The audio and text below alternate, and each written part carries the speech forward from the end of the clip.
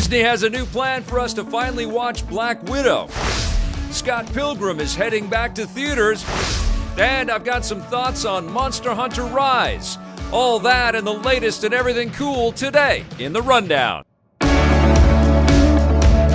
Hey, welcome to The Rundown Live. I hope everybody is doing great out there. This is a live version of The Rundown, so there might be a couple little stumbles and bumbles, but you know the deal. I want to welcome everybody into the show today. Mr. Mass Produce was first in. Thank you for being here. Hip Hop Dan, Blair Farrell, JBJ Blaze, good to see you. And Goku, yes. Good to see everybody today. This one is actually going out to Matt Brace, Spidey82, who reached out on Twitter and says, "Can I get a shout out for my wife, Jill? It's her birthday. Hurrah! Everybody give Jill a happy birthday." And she watches The Rundown every day with Matt, which is awesome. Thank you, Jill and Matt. Let's get going with your Rundown. Now, it looks like Marvel and DC have finally settled on a plan for how to release Black Widow. As anticipated, the movie will see Johansson's character face off against Taskmaster, that's tough to say, and will launch in theaters and on Disney Plus Premier Access on July 9th. People will need to spend more money in order to access the movie, but the wait for this film will finally be over. This is something that we have been waiting for forever. It was supposed to come out last year, obviously, and all kinds of stuff got in the way. I can't wait to see this battle between Black Widow and Taskmaster, and we're going to have a whole bunch of, Russian intrigue and lots of other, agents that Black Widow knows. There's going to be some family history and some darkness. Black Widow's an amazing character, and I feel like we're getting a little kind of taste of this intrigue with the Falcon and the Winter Soldier right now. That's that same kind of vibe. May 1st, it's got right there. It's amazing how many times this movie release date has bounced around out there, but we're finally going to be able to see it. We are going to have to spend the dough to be able to, sit down and have our curiosity satiated and feel like we're really caught up with the MCU. I don't even know all of the characters. I've been pretty good at trying to stay away from all of the plot details and stuff in there, but David Harbour's in this movie as well, who I love, and Rachel Weisz, who I also love, is awesome. And Frances Pugh, I believe is her name. This is going to be a big breakout MCU moment for her as well. I am super psyched to finally see this movie, and we've only got a few more months to wait. I will likely not be going to see this in the theater. As soon as this is available to me, for sure, I'll come back with the review. But Disney had more stuff to talk about in addition to this new release date and this new reveal for the Black Widow. They're also going to do something similar where they're going to release a movie called Cruella into theaters and on Disney Plus Premier Access at the same time. That's going to hit in May 28th.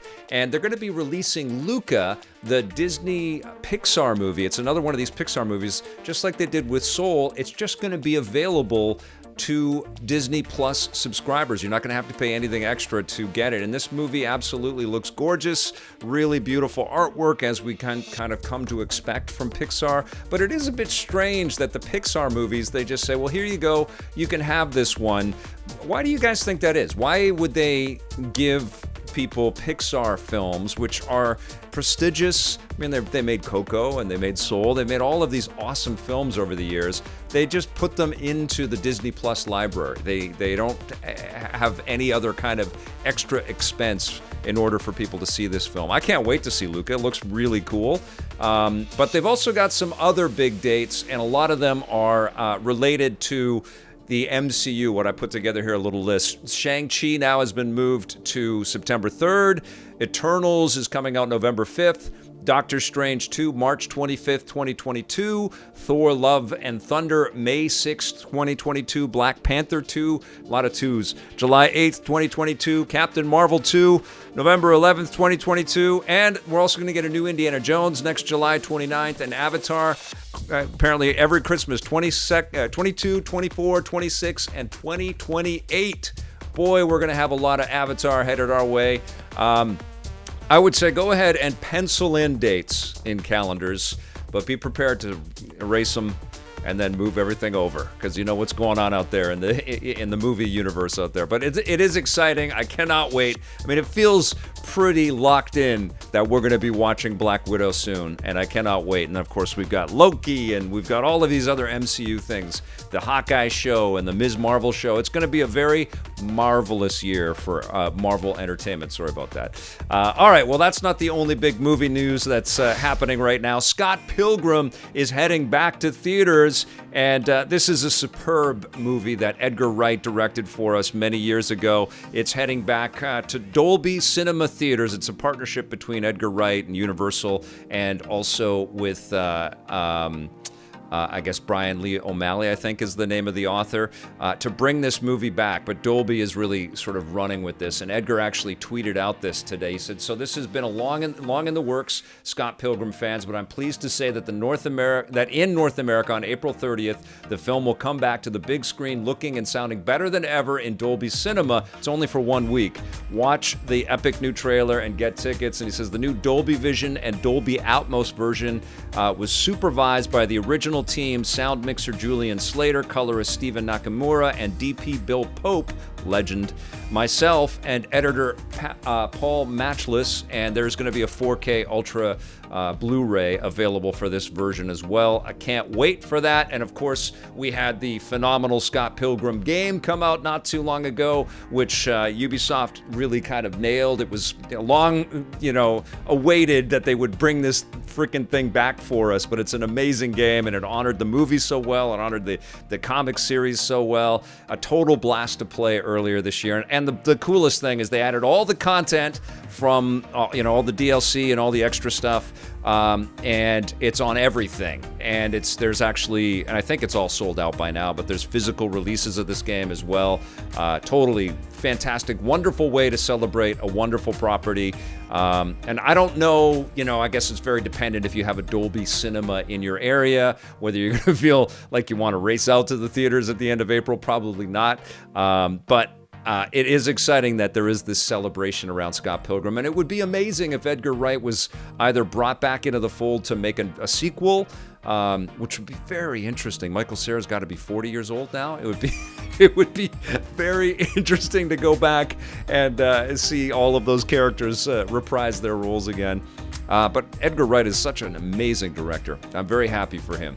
And the other news is that Monster Hunter Rise reviews are starting to hit right now. I've got a copy of the game. I've really only just started to play the title, but I'm having a very good time. It's sitting at 87 on Metacritic right now. Lots of very positive, glowing reviews out there. It's a really nice treat for Nintendo Switch fans. Visually, it's beautiful, and like every Monster Hunter game in the series, it's just completely jam-packed with content for you to explore and to have fun with. Everybody knows the whole idea behind these Monster Hunter games is to go off and try to, find and hunt down and pursue these giant beasts. And it's better to do it in a group. And of course, there's some pretty robust and super solid online play with the game. That's what I've heard. I haven't played it online yet. But the one cool thing that's really sweet with this is you have a rideable dog. They call them Palamutes. So they join the Palicos, our little cat friends. And then you've also got a little owl friend that will fly around with you and take pictures. And it's just awesome. It's filled with like little comedic touches and lots of interesting characters. And the other cool thing, you guys know I love my Spider-Man. They have these wire bugs in the game, which allow you to swing and zip line to all kinds of new heights, and it adds a verticality to the experience, which is completely brand new. So suddenly these very maze-like maps that we always get with Monster Hunter games, they really open up. You can go up to really cool high platforms, and the wire bugs actually can come into play when you're getting into combat. And, visually, it looks incredible. It really does. Whether you're in handheld mode or on the big screen, it's so far impressing the hell out of me. It's another solid role-playing experience for the Nintendo Switch. I actually had somebody comment on one of the recent rundowns how there is a lack of RPGs for the Switch, like they want some classic RPGs.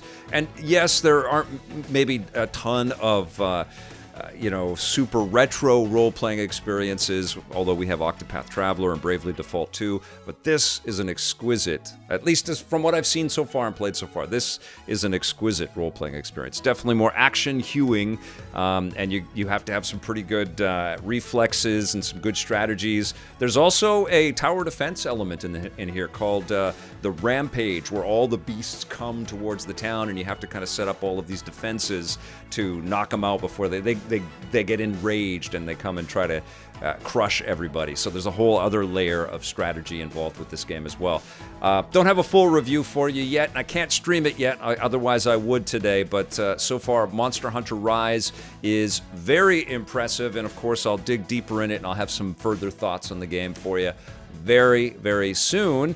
And one final little bit of news for today. Amazon Game Studios has opened up a new studio in Montreal, which is a very smart play if you've got tons of money and you want to make video games. Montreal is not only loaded with great talent, but of course it has lots of great tax breaks. They've struggled though as a game publisher. I've got footage here of Breakaway, which I think it's called Breakaway. They canceled this game. They canceled Crucible. They did manage to ship this game. It's called The Grand Tour, which shipped alongside the television show, which Amazon had been playing. And they've got this big, massively multiplayer game that they've been working on forever called New World, which is apparently going to launch this year.